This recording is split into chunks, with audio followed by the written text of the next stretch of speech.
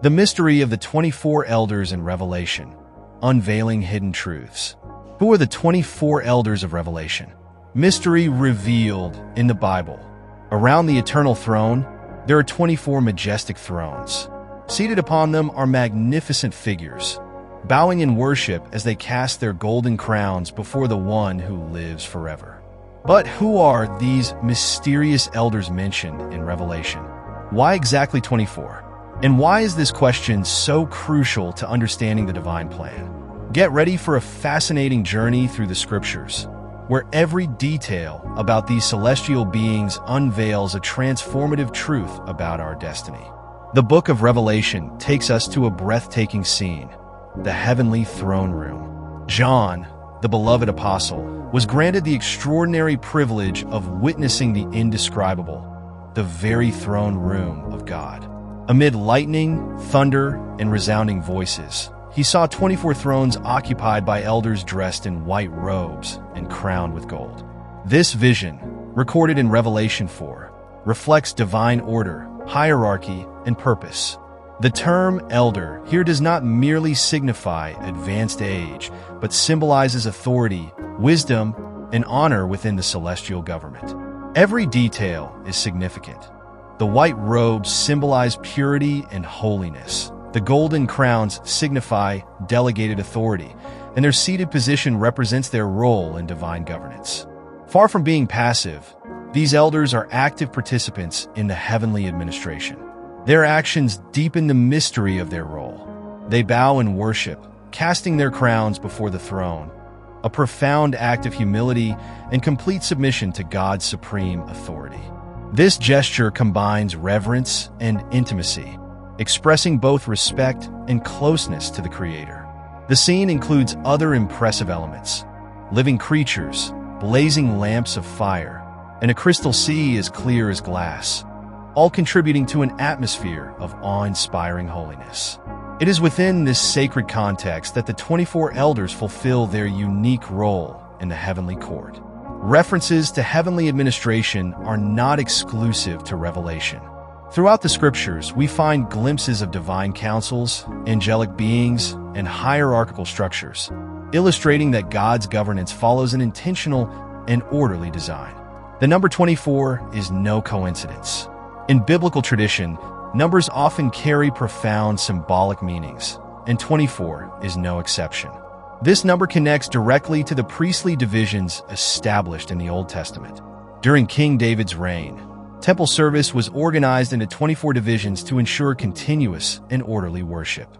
This structure, detailed in 1 Chronicles 24, became a lasting pattern, even into the New Testament era. Additionally, the number 24 represents the entirety of God's people under both covenants.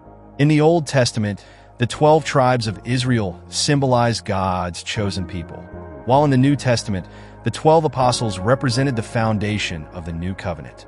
Together, they form the complete union of God's people throughout history. Moreover, 24 is linked to cycles of worship. In ancient times, a day was divided into 24 hours, representing a complete cycle. Similarly, the 24 elders partake in perpetual worship before God's throne. This numerical symbolism reveals that these elders represent more than individuals. They embody a complete and perfect celestial order. The presence of the 24 elders around the throne signifies a comprehensive representation of God's people throughout the ages. Their role also points to governance and authority. In ancient cultures, councils of elders often symbolized leadership and decision-making. In the case of these celestial elders, the number 24 conveys perfect and complete governance under God's supreme authority. Their unique position, described in Revelation, sharply contrasts with the countless multitudes of angels who serve before God's throne. Among innumerable celestial beings, only 24 occupy this distinct position of honor and authority. Their attributes further illuminate their nature and function. Clothed in white robes, they symbolize purity, holiness, and victory, echoing Jesus' promises to those who overcome. Their golden crowns, described with the Greek term Stephanos, denote crowns of victory rather than inherited royalty. These crowns are earned or bestowed, signifying achievements or delegated authority.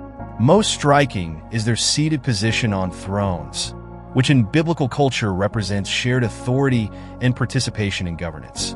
This privilege aligns with Jesus' promise that the faithful will reign with him. The elders' actions reveal their deep humility and recognition of divine sovereignty. They bow in worship, casting their crowns before God's throne, a symbolic acknowledgement that their authority and honor derives solely from him. This act blends reverence with intimacy, showcasing their profound connection to the Creator. Another intriguing detail is their possession of harps and golden bowls filled with incense, which are the prayers of the saints. This suggests an intercessory role, as though they present the prayers of God's people before his throne. The wisdom of the elders shines in their songs and declarations. They possess a deep understanding of God's purposes and actively participate in the revelation of these truths. Their words align perfectly with the divine will, expressing profound insights into God's redemptive plan. Furthermore, the elders demonstrate knowledge of earthly events and play a role in interpreting apocalyptic visions. Debates over the identity of the 24 elders have led to various interpretations. One prominent view considers them angelic beings. Proponents of this theory highlight their privileged position in the heavenly court, their proximity to God's throne, and their active participation in celestial events, all characteristics traditionally associated with angels. The chronological order of events in Revelation strengthens this perspective. The elders appear in the heavenly scene before the final resurrection and judgment, raising the question: if they were glorified saints, how could they be present before these crucial events? Their familiarity with heavenly matters and their role in interpreting divine visions further suggest an angelic nature. These elders possess profound knowledge of God's purposes, actively participating in his plans for humanity. Their identity, whether angelic or symbolic of redeemed humanity, continues to inspire reverence and reflection, reminding us of the intricate order and purpose within God's heavenly realm. Our earthly perception, bound by time, contrasts sharply with the celestial reality of the 24 elders. In heaven, they partake in continuous worship, unrestricted by the cycles of day and night we know. This constancy reveals that heavenly time operates in a dimension entirely different from our chronological experience. For these elders, past, present, and future are viewed as one grand divine plan, encompassing creation to final consummation. This integral vision transcends our linear understanding of time, while their permanence on thrones symbolizes an eternity where time neither corrupts nor diminishes their authority, unlike earthly powers, which are temporary and fleeting. The 24 elders hold a crucial role in the heavenly realm, acting as active participants in the unfolding of divine purposes throughout human history. In their perspective, events belonging to different eras for us are part of a single unified plan of God. One example is the presentation of the prayers of the saints before God's throne. These prayers, preserved and offered by the elders, are not confined to chronological time. They are eternal, carefully and reverently presented in the divine presence, where no sincere petition is ignored or forgotten.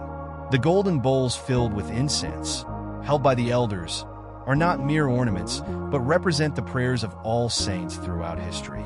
The incense symbolizes the value and acceptance of these prayers, which rise to God as a pleasing aroma, just as in the Old Testament temple. The elders not only store these prayers, but actively present them, demonstrating how each petition is treated with sacred purpose in heaven.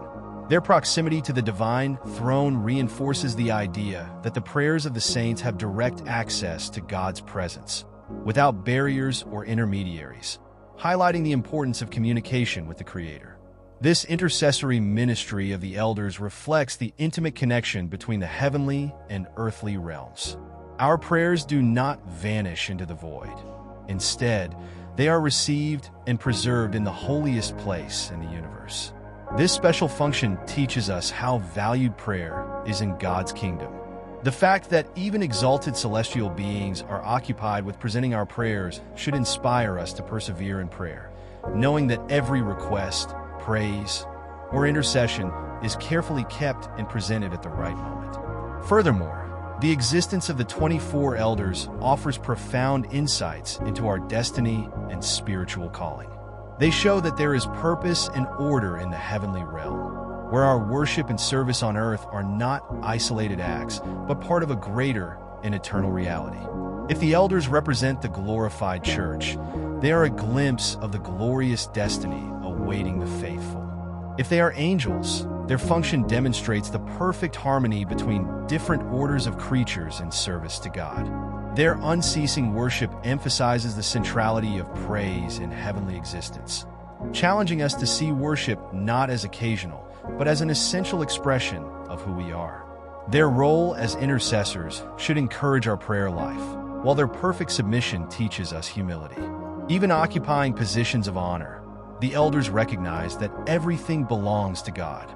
Finally, the 24 elders remind us that we are not alone in our spiritual journey. We are part of a greater reality, where glorified saints and celestial beings work together to fulfill God's eternal purposes.